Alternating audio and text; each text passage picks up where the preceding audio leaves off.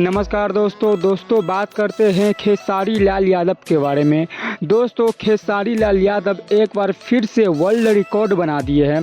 दोस्तों भोजपुरी में जो नहीं कोई कर पाया था वो खेसारी लाल यादव ने करके दिखा दिया, और अगर कोई चाहेगा कि हम भी ऐसा कर दे तो उससे ज़िंदगी भर में भी ऐसा नहीं हो पाएगा।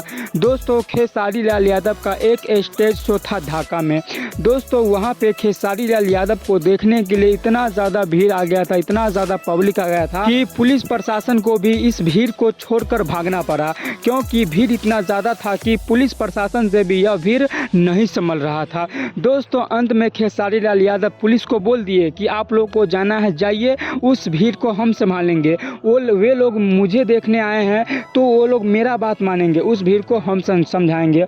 और दोस्तों यही कहते हुए खेसारी लाल यादव ने पुलिस सबको भी जाने के लिए बोल दिया और पुलिस चला भी गया। और दोस्तों इसके बाद सारा कुछ खेसारी लाल यादव ने संभाले थे, और जितने भीड़ थे, जितने पब्लिक आए थे खेसारी लाल यादव को देखने के लिए, काफ़ी अच्छे ढंग से उसके बाद से रहे, खेसारी लाल का बात माने और अच्छे ढंग से प्रोग्राम अच्छे से चला।